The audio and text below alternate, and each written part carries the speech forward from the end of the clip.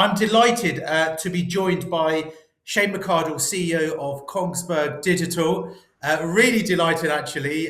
Shane is our chairman of our advisory board as well, along with obviously being CEO of Kongsberg. I want him to introduce himself. For anyone who doesn't know him, which I can't believe no one actually probably doesn't know him, but if he could maybe introduce himself. So over to you, Shane. Introduce yourself and what you do and what your thoughts are before we go Thank into a you. Q&A. Thank you for that wonderful introduction, Adam. I don't think I can do it any further justice. Yeah, but as you said, Adam, I'm I'm the CEO of Kongsberg Digital, and I have been, I would say, working in this space for at least the last 10 years. So seen what works, seen what hasn't worked, and learned from a lot of failures. And it's just been an absolute pleasure to be part of this community over the last 4 or 5 years and just see how things have matured in discussion, the technology adoption, and and I think from an event perspective, just how open everybody is. I think this is very, very valuable, and I thoroughly enjoyed the last session. I actually was making some notes on that one. So great setup, Adam. How can I ask you? Because obviously we talk about AI. In the face of all this excitement, all the sort of the buzz around it, and also with all the skepticism as well around AI and also digital twin. Hmm. How do you build a data-driven culture around this? Because I think balancing both must be very difficult for someone of your position. So, what's sort of your thought on that? It's just picking up from the last point there that Michelle made about Exxon. It was a very interesting point that this is scary, and it's scary from every level in the organization. From a cultural, and it starts with culture, but from a cultural point of view, it was interesting to hear what Michelle said, that a senior executive in Exxon came to him and said, "I'm worried about this, right? And can I work closely with you to ensure that I have a good understanding? I probably feel comfortable about implementing something like this, and have some ownership to it." And Yeah. I think that's a great mindset to start with, right? First of all, it's not about the technology. When you're building this culture around, AI, data, digital twins, it's not about the technology. It's about mindset. That's the core, and then capability comes afterwards. I think I would be more worried if that executive said, "Yeah, just do it. Just open the floodgates, and I want everyone to adopt Yeah. AI." Because what that means is a little bit of distancing of the accountability of it, and pushing it down on the organization to kind of handle it and take it on. So I would say, as a start point, just really going down to the foundation of this, you need to start with kind of a literacy around data, as a core skill. Everyone, for Mm. example, if you're implementing something like this in operations, everyone who touches operations should understand, hey, how's my data generated? How's it contextualized? How's it used in decisions? It's a very basic level of understanding and literacy, but it starts to open up these questions. Okay, who has sovereignty of that data? Where is it located? How come only one person has access to it? That's bad Mm. data, or that's data we're not using. So it opens up questions. And then when you start linking that to, and how are decisions made based on that data, people start thinking, well, that's a bad way of making decisions, or that's a very inaccurate way. So just starting with asking those questions and making sure everyone has that core literacy around the data that they use to perform their jobs is a start point. Back to the leadership Mm. point then, and that's per the comment I heard in the last panel. It's easy to talk to talk. It's very, very easy. It's much more difficult. We can also, it's much more difficult to walk the walk. And this is where you have to get hands on. We Mm. have our, we're a technology company, but technology is constantly evolving and changing. And we also a couple of years ago, we weren't as data driven an organization as we wish to be. So when our leaders showed up into meetings, they would go, "Hey, what do you think about X?" Right? Could be anything. And they would say, "Well, my feeling is," or "I feel that."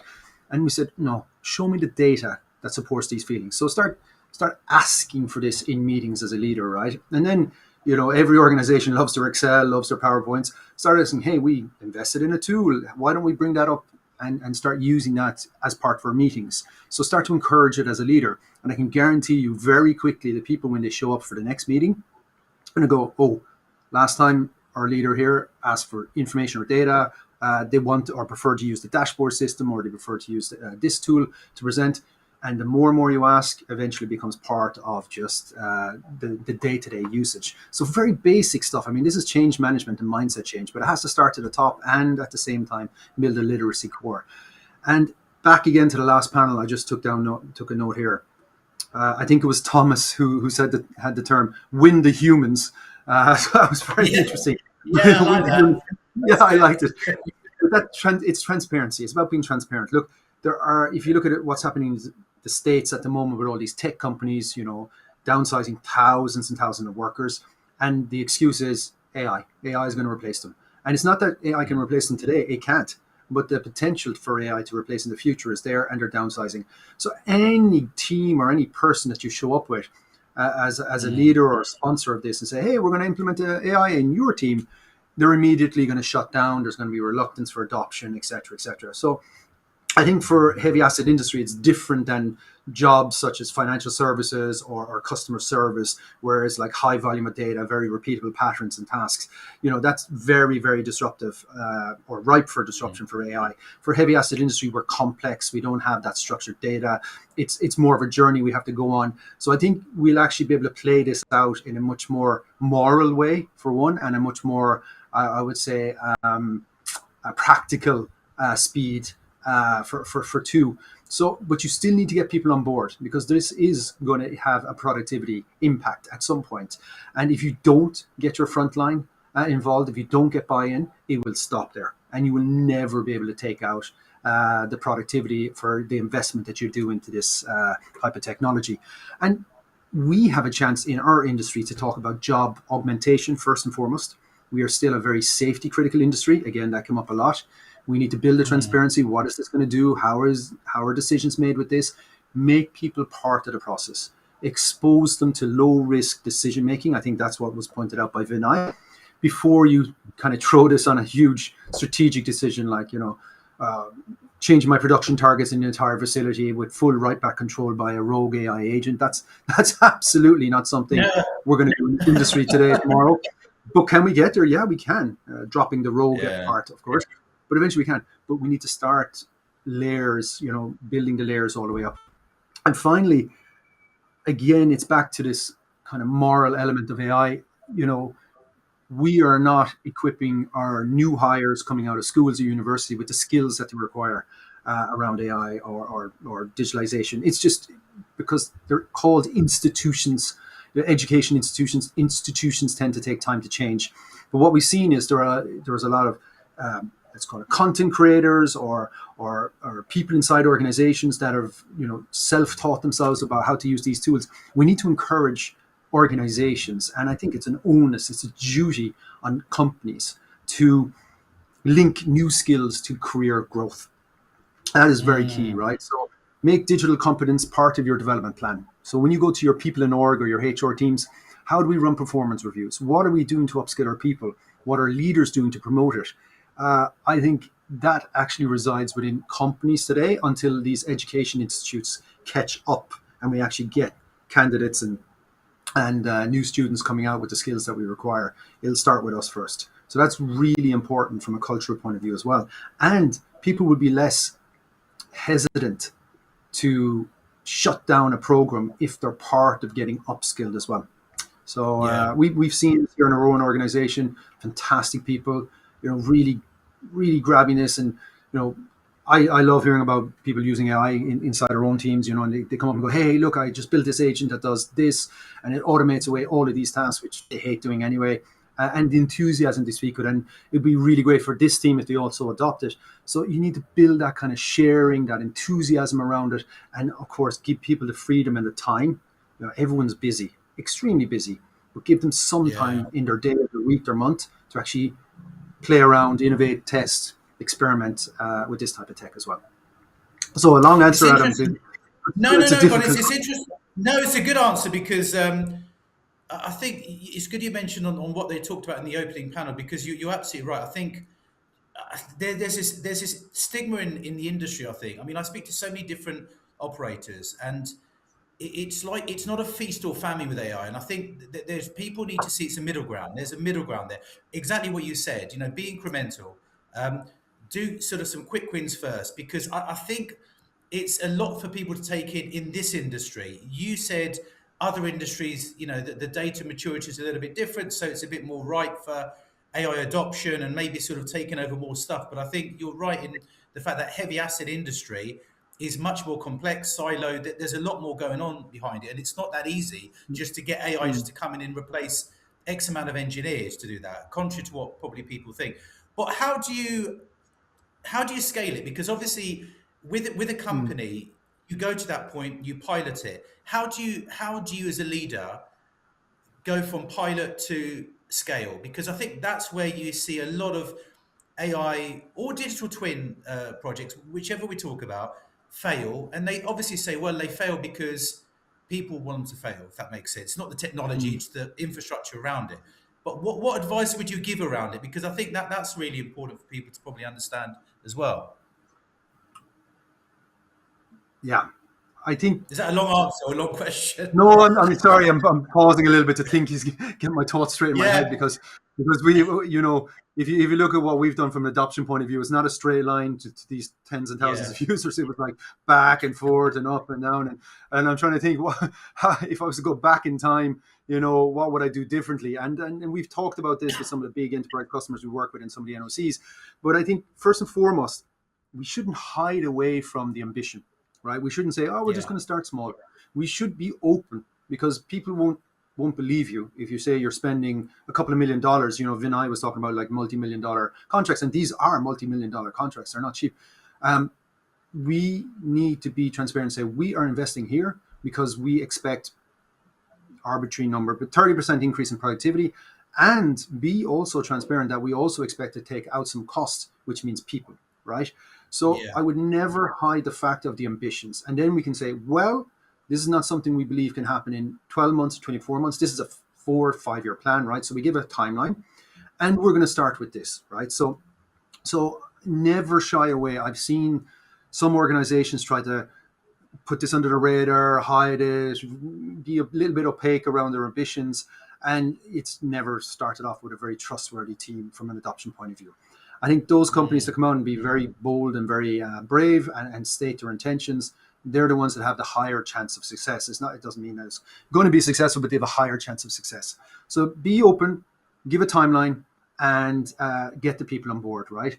Then what I would say is where we have crashed a little bit, I would say in the past, this is going back maybe 6-7 years ago, we were just operating with a one speed operating model, right? It was just like, we're yeah, going to deploy the technology, we're going to prototype, and we're going to try to change the organization immediately with all of this new tech. And that doesn't work. You need a two yeah, speed operating model.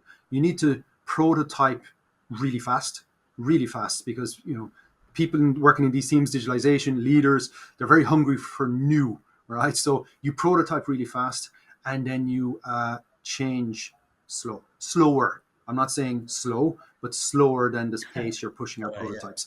And then you need to keep them a little bit separated. That, when the really keen and enthusiastic, let's say people on the shop floor, the front lines, and hey, I want this, what you're making up here. And you go, well, it's going to take 6 months. It's going to come down and be part of your BMS, your business management process change. You need to get ownership from your head of operations. We need to make sure IT have good control of infrastructure. Security is part of it. So prototyping is easy.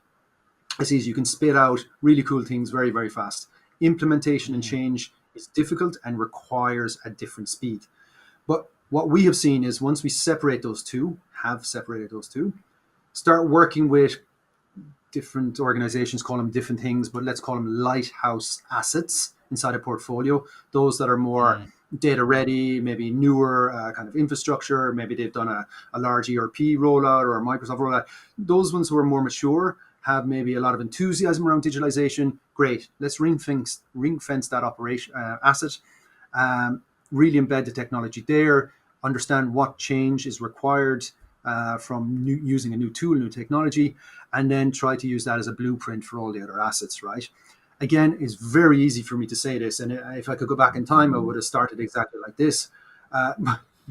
The times when we were rolling it out, it was like, how many assets can we get on? How many users can we get on? And we'll go back and fix all these problems afterwards. And but I think a lot of companies now are starting, still only starting on their journey, I would advise that's how you split and how you ensure the adoption is done deep as well as wide. Deploying the technology very wide, very quick, and then deep, making sure that adoption actually turns into business productivity gains. I think it's really good feedback, and I want to sort of end this Q&A with some advice from you, because you see a lot of hurdles with all of these adoptions of AI, and what we need to do as a management group, then what you need to do filtering down.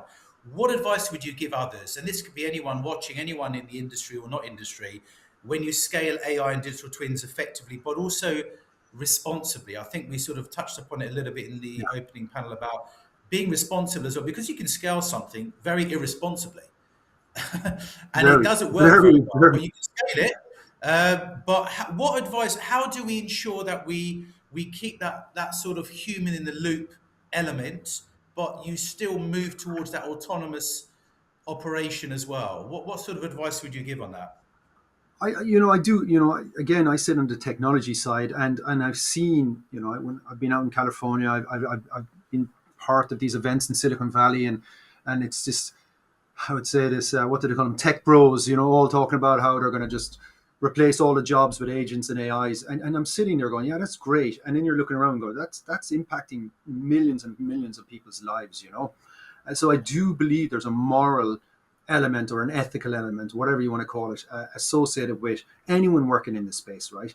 Again, I think heavy asset industry is somewhat, it's not going to be fully protected. I mean, we already see these projects being deployed into our industry, and quite successfully as well, to some extent. It's going to happen. I think we have a bit more time to do it right. And back to the first point there, Adam, it's about co-designing these programs with your people. A lot of AI requires deep domain knowledge, contextual understanding, contextual engineering, whatever you want to call it, right? There's different terms for it. But that domain knowledge resides in your people's heads, right? So again, people thinking they can just do a top-down push with AI are going to fail because they don't fully understand the industries to work in. If we don't onboard these people, they're going to fail because the buck will basically stop with these people implementing it. It'll be put on a dusty shelf and never used, never opened up. So winning the people, or winning the humans, as Thomas said, I like that. Making sure, and I really liked one part there, and it's back to my kind of two-speed operating model. What Thomas says was getting the people on board and allowing them to calibrate a little bit on the speed, allowing them working up the trust. I would say the elevator here, saying, hey, we're going to try this in this space. It's low risk. It's not going to make or break the asset. Seeing that it works well, seeing that it kind of augments your job. And then you go, okay, you can toggle the speed. Do you feel more people can use this? Do you feel you can allow that run autonomously? And then slowly but surely we see the speed cranking up. And at some areas you're going to see, well, this didn't work and it gave us a kind of a rather uncertain result. We want to toggle back in that speed, but on some other areas it's working. So I like that idea, was allowing people to control the speed. It is an exponential game though. This is not something that's going to be linear. And we need to have a lot of people on board before you see that exponential take off. Really, really focus on workflow automation. We can throw AI and data problems. Go, hey, find this piece of data and find another piece of data that that matches, and find me all the points that break between your asset to tag to documents. That's great. That's AI for fixing data problems. For this productivity outtake to happen, you have to look at workflows. Do we fully understand how people perform their jobs? I can guarantee you don't. You can take any standard operating procedure in any company, and there's always a variation of how people actually perform that job, right? I've been too many years in this industry and done it myself. So going back to the basics, making sure people are part of the process, toggling the speed, allowing them to toggle the speed, which I liked. I hadn't thought about that. Prototype fast, change at a slower pace, and you'll see it eventually take off. So it's not rocket science. It's people orientated and focused. And of course, from a technology point of view, there's lots we can talk about. You hear in the panels, but user empathy, make sure this is not complex for humans. We have a wide spectrum of people who use this technology with different backgrounds, etc. So understand the people that are going to use this technology or even potentially be replaced by it. Also have openness around your platforms. Don't be building these application pieces. You move from a data silo to an application silo. You need an open platform that you can configure quite broadly across all the areas you want to work with. And standards. We have to move to a standard. Yeah. And Trophic now is this Model Context Protocol, MCP. That's basically like the USB-C for AI. I can call tools, I can expose data. We need to follow in that as well for this not to be tied up in a big integration problem. It's more about business acceleration. So yeah, a lot of answers there, Adam, but I know you touch on them in your panels much more deeper. This is just kind of a flavor to open up. No, no. Thanks for it's great advice, because I think, look, when we sort of have these chats, we've done it.